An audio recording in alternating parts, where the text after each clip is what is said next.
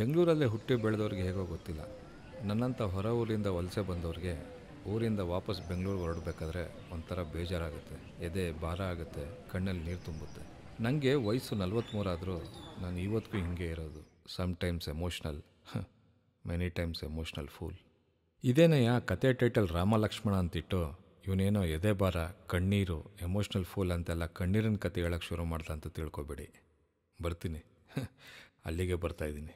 ಹೀಗೆ ಒಂದು ಸೋಮವಾರದ ಬೆಳಗ್ಗೆ 7:30 ಅಮ್ಮ ಮಾಡಿದ ತಿಂಡಿ ತಿಂದು ಅಪ್ಪ ಅಮ್ಮಂಗೆ ಟಾಟಾ ಮಾಡಿ ಅಲ್ಲಿ ತನಕ ತಡೆದಿದ್ದ ಕಣ್ಣೀರನ್ನ ಕಣ್ಣು ತುಂಬ ತುಂಬಿಕೊಂಡು ಕಾರಲ್ಲಿ 80s 90s Rahman play ಲಿಸ್ಟ್ನ play ಮಾಡಿಕೊಂಡು ಬೆಂಗಳೂರು ಕಡೆ ಹೊರಟಿದ್ದೆ. ಬೆಂಗಳೂರಿಂದ ಮೈಸೂರಿಗೆ ಮತ್ತು ಮೈಸೂರಿಂದ ಬೆಂಗಳೂರಿಗೆ ನಾನು ಫಸ್ಟಿಂದನೂ ಪ್ರಿಫರ್ ಮಾಡೋದು ಕನಕಪುರದ ರೂಟು. ಕಾರಣ ನೇಚರ್ ಮಧ್ಯದಲ್ಲಿ ಟ್ರಾವೆಲ್ ಮಾಡೋ ಸುಖ ಸಿಗುತ್ತೆ ಅಂತ. ಸುತ್ತಲೂ ಗದ್ದೆ, ಮರ, ಬೆಟ್ಟ ಗುಡ್ಡಗಳು, ಇದು ಸಾಲ್ತು ಅಂತ ನಾಯಿ, ಕುರಿ, ಹಸುಗಳೆಲ್ಲ ಓಡಾಡ್ತಾ ಇರ್ತವೆ. ಆವತ್ತು ಹಾಗೆ ನಮ್ಮನೆಯಿಂದ ಹೊರಟು ಕಿರ್ಗಾವಲು ಊರಿಗೆ ರೀಚ್ ಆಗೋದಕ್ಕೂ ನನಗೆ 100 ಮೀಟ್ರ್ ದೂರದಲ್ಲಿ ಇಬ್ಬರು ಸ್ಕೂಲ್ ಹುಡುಗರು ಬೆನ್ಗೆ ಹೆಣಬಾರದ ಸ್ಕೂಲ್ ಬ್ಯಾಗ್ ನೇತಾಕೊಂಡು ಅವ್ರಿಗೆ ಲಿಫ್ಟ್ ಕೊಡೋ ಅಂತ ಕೈ ಸನ್ನೆ ಮಾಡ್ದೆ ನಿಂತಿರೋದು ಕಾಣಿಸ್ತು. ಇವತ್ತಿನ ಕ್ರೈಮ್ ರೇಟ್ ಎದುರಿಸಲಿ ಗೊತ್ತಿಲ್ಲದೆ ಇರೋರನ್ನ ಯಾವ ಧೈರ್ಯದ ಮೇಲೆ ಕೂರಿಸ್ಕೊಳ್ಳೋದು ಹೇಳಿ? ಅವ್ರನ್ನ ಕೂರಿಸ್ಕೊಂಡು ಹೊರಟು ಯಾರೂ ಇಲ್ಲದೆ ಇರೋ ಜಾಗದಲ್ಲಿ ಒಬ್ಬ ತನ್ನ ಬ್ಯಾಗಿಂದ ಯಾವುದೋ ಸ್ಪ್ರೇ ತೆಗೆದು ನನ್ನ ಕಣ್ಣು ಹೊಡೆದು, ಇನ್ನೊಬ್ಬ ಬ್ಯಾಗಿಂದ ಚಾಕು ತೆಗೆದು ನನ್ನ ಬೆನ್ನಿಗೆ ಚುಚ್ಚಿ ನನ್ನ mobile, purse, laptop, tab, Bluetooth speaker ಹೀಗೆ ಒಂದಷ್ಟು ಐಟಮ್ಸ್ಗಳನ್ನ ಕದ್ದೋಡೋದ್ರೆ ಏನು ಗತಿ ಅಂತ ಯೋಚನೆ ಮಾಡ್ತಿರ್ಬೇಕಾದ್ರೆ ನಾನು ಅವ್ರನ್ನ ಕ್ರಾಸ್ ಮಾಡಿ 50 ಮೀಟ್ರ್ ಮುಂದೆ ಬಂದಾಗಿತ್ತು. ರಿಯರ್ ಕನ್ನಡಿಲಿ ಅವ್ರನ್ನ ಸುಮ್ಮನೆ ನೋಡಿದೆ. ಅವರು ಹಾಗೆ ಬರೋ ಗಾಡಿಗೆಲ್ಲ ಕೈ ಹೊಡ್ತಾ ಇದ್ರು. ಆಗ ನಂಗೆ ಅನಿಸಿದ್ದು, ಯಾರನ್ನ ನಾವು ತುಂಬ ನಂಬಿರ್ತೀವಿ ಅವರೇ ನಮಗೆ ಮೈ ತುಂಬ ಸುಳ್ಳು ಹೇಳೋದು, ಮನ್ಸಿಗೆ ನೋವು ಉಂಟು ಮಾಡೋದು. ಪಾಪ ಸ್ಟ್ರೇಂಜರ್ಸು ಬೈ ಮಿಸ್ಟೇಕ್ ಕಾಲ್ ಟಚ್ ಆದರೂ ಕಣ್ಣಿಗೆ ಹೊತ್ಕೊಂಡು ಸಾರಿ ಕೇಳುತ್ತಾರೆ. ತಕ್ಷಣ ಬ್ರೇಕ್ ಹಾಕಿ ಕಾರ್ ಸೈಡಿಗೆ ನಿಲ್ಲಿಸಿ ರಿಯರ್ ಕನ್ನಡಿ ನೋಡಿದೆ. ಆ ಇಬ್ಬರು ಹುಡುಗರು ಓಡ್ ಬಂದು, ಸರ್ ಸ್ಕೂಲಿಗೆ ಡ್ರಾಪ್ ಮಾಡ್ತೀರಾ? ಇಲ್ಲಿಂದ 10 ಕಿಲೋಮೀಟ್ರಲ್ಲಿದೆ ಅಂತಂದರು.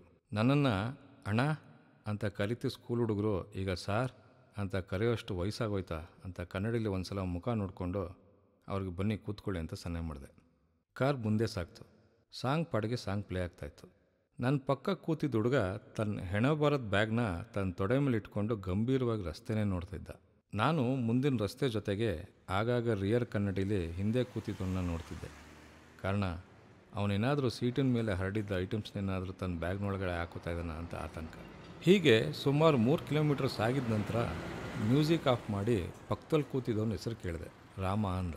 ಹಿಂದೆ ಇರೋರು ಯಾರು? ನಿನ್ನ ತಮ್ಮನ ಅಂದೆ. ಹೌದು ಅಂತ ತಲೆ ಆಡಿಸ್ದ.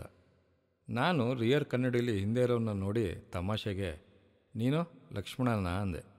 ಅವನು ಹೌದು ಅಂತ ತಲೆ ಆಡಿಸ್ದ. ಒಂದು ಕ್ಷಣ ನನಗೆ ಈ ನನ್ನ ಮಕ್ಕಳಿಬ್ರು ಸೇರ್ಕೊಂಡು ನನಗೆ ಕಾಗೆ ಆರಿಸ್ತಿದ್ದಾರ, ಚುಡಾಯಿಸ್ತಾ ಇದ್ದಾರ ಅನ್ನಿಸ್ತು.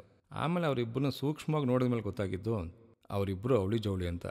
ಹಾಗೆ ಮಾತಾಡಿಸ್ತಾ ಅವ್ರ ಭಾಷೆ ಶೈಲಿಯಿಂದ ಉತ್ತರ ಕರ್ನಾಟಕದವರು ಅಂತ ಗೊತ್ತಾಗಿ ಯಾವ ಊರು ಅಂತ ಕೇಳಿದೆ. ಗುಲ್ಬರ್ಗ ಸರ್ ಅಂದ ರಾಮ. ಗುಲ್ಬರ್ಗದವ್ರು ಇದೇನು ಕಿರ್ಗಾವಲ್ ಹತ್ರ ಸ್ಕೂಲಲ್ಲಿ ಓದ್ತಿದ್ದಾರಲ್ಲ ಅಂತ ಕ್ಯೂರಿಯಸ್ ಆಗಿ ಹೇಗೆ, ಯಾಕೆ ಅಂತ ಕೇಳಿದೆ. ಅದಕ್ಕೆ ರಾಮ ಹೀಗೆ ಹೇಳ್ದ, ನಾವು 8ನೇ ಕ್ಲಾಸ್ವರೆಗೂ ಗುಲ್ಬರ್ಗದಲ್ಲೇ ಓದಿದ್ದು ಸರ್. ಆಗ ಅಲ್ಲಿಗೆ ಮೈಸೂರಿನೊಬ್ಬರು ಗಣಿತದ ಮೇಷ್ಟ್ರು ನಮ್ಮ ಸ್ಕೂಲಿಗೆ ಬಂದಿದ್ದರು. ಅವರು ನಮ್ಮಿಬ್ಬರನ್ನ ಕರೆದು, ನನಗೆ ಕಿರ್ಗಾವಲು ಬಳಿಗೆ ಟ್ರಾನ್ಸ್ಫರ್ ಆಗಿದೆ, ನೀವು ಅದೇ ಸ್ಕೂಲಿಗೆ ಬನ್ನಿ, ಅಲ್ಲಿ ವ್ಯವಸ್ಥೆ ಚೆನ್ನಾಗಿದೆ ಅಂತ ಹೇಳಿ ನಮ್ಮ ಅಪ್ಪ ಅಮ್ಮನ ಹತ್ರ ಮಾತಾಡಿ ಇಲ್ಲಿ ಕರೆಸ್ಕೊಂಡ್ರು ಸರ್. ನಾವೀಗ 10ನೇ ಕ್ಲಾಸು, ಇಲ್ಲಿ ಹಾಸ್ಟೆಲಿದ್ದೀವಿ. ಹೀಗೆ ಡೈಲಿ ಯಾರನ್ನಾದರೂ ಡ್ರಾಪ್ ಕೇಳ್ಕೊಂಡು ಸ್ಕೂಲ್ಗೆ ಹೋಗಿ ಬರ್ತೀವಿ. 3 ಹೊತ್ತು ಹಾಸ್ಟೆಲಲ್ಲೇ ತಿಂಡಿ ಊಟ ಆಗುತ್ತೆ. ಬೆಳಗ್ಗೆ ತಿಂಡಿ ತಿಂದ್ಕೊಂಡು ಅದನ್ನೇ ಮಧ್ಯಾಹ್ನಕ್ಕೆ ಡಬ್ಬಿ ಕಟ್ಕೊಂಡು ಹೋಗ್ತೀವಿ. ರಜೆ ದಿನ ಹಾಸ್ಟೆಲ್ನಲ್ಲೇ ಇರ್ತೀವಿ. ಓದೋದು, ಬರೆಯೋದು, ಬಟ್ಟೆ ಒಗೆದ್ಕೊಳ್ಳೋದು ಹೀಗೆ ಏನಾದರೂ ಇರುತ್ತೆ ಸರ್. ವರ್ಷದಲ್ಲಿ 2 ಸಲ ಊರಿಗೆ ಹೋಗಿ ಬರ್ತೀವಿ, ಬೇಸಿಗೆಗೆ, ದಸರಾಗೆ. ವಾರದಲ್ಲಿ 1 ಸಲ ಮನೆಗೆ ವಾರ್ಡನ್ ಮೊಬೈಲಲ್ಲಿ ಮಾತಾಡ್ತೀವಿ ಸರ್. ಇದನ್ನು ಕೇಳಿದ ನನಗೆ ಒಂಥರ ಆಗೋಯ್ತು. ನನ್ನ ಬಗ್ಗೆ ನನಗೆ ಸಣ್ಣ ಮಟ್ಟದ ಬೇಸರ ಮೂಡ್ತು. ಅಪ್ಪ ಅಮ್ಮ ಜೊತೆಲಿದ್ದು, ಸ್ಕೂಲ್ಗೆ ಸೈಕಲಲ್ಲಿ ಕರ್ಕೊಂಡು ಹೋಗೋರಿದ್ದು, 3 ಹೊತ್ತು ಮನೆ ಊಟ ಇದ್ದು, TV ಇದ್ದು, ಲ್ಯಾಂಡ್ಲೈನ್ ಫೋನ್ ಇದ್ದು, ಅಪ್ಪ ಅಮ್ಮ ನಿರೀಕ್ಷೆಗೆ ತಕ್ಕಂಗೆ ಓದೋಕ್ಕಾಗಲಿಲ್ಲವಲ್ಲ ಅನ್ನೋ ಗಿಲ್ಟ್ ಕಾಡ್ತು. ನಾನು 9ನೇ 10ನೇ ಕ್ಲಾಸಲ್ಲಿ ಓದಬೇಕಾದ್ರೆ ನನಗೆ ಸಿನಿಮಾ ಡೈರೆಕ್ಟರ್ ಆಗಬೇಕು ಅನ್ನೋ ಆಸೆ, ಕನಸು ಮೂಡಿದ್ದು ಅಂತ ನೆನೆಸ್ಕೊಂಡು ರಾಮನ್ನ ಕೇಳಿದೆ, ಮುಂದೆ ಏನಾಗಬೇಕು ಅಂತ ಇದೆಯಾ ಅಂತ.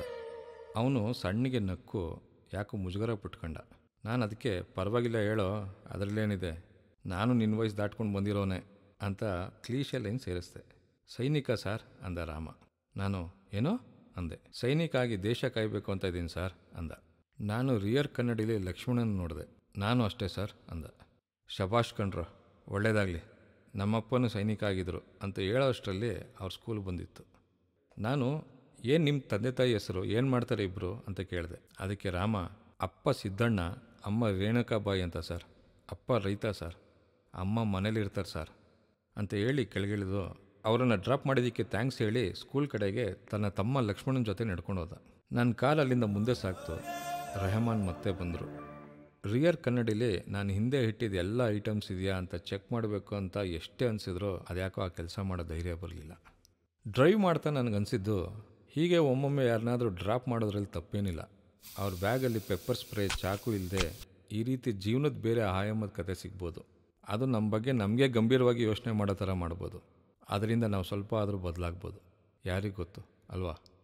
ಅಂದಾಗಿ ಈ ರಾಮ ಲಕ್ಷ್ಮಣನ ಗುರುತಿಸಿ ಇನ್ನೂ ಒಳ್ಳೆ ಎಜುಕೇಷನ್ಗೆ ತಮ್ಮ ಜೊತೆ ಕರ್ಕೊಂಡು ಬಂದ ಆ ಗಣಿತದ ಮೇಷ್ಟ್ರ ಹೆಸರನ್ನ ಕೇಳೋದು ಮರ್ತೋಯ್ತು. ನನ್ನ ಕಡೆಯಿಂದ ಆ ಚಾಮಯ್ಯ ಮೇಷ್ಟ್ರಿಗೊಂದು ಸಲಾಮ್, ಮತ್ತು ಈ ರಾಮ ಲಕ್ಷ್ಮಣಂಗೆ ವನವಾಸ ಇಲ್ಲದೆ ಇರೋ ಜೀವನ ಬ್ಲೆಸ್ ಮಾಡಲಿ ಅಂತ ದೇವರಲ್ಲಿ ಕೇಳ್ಕೊತೀನಿ.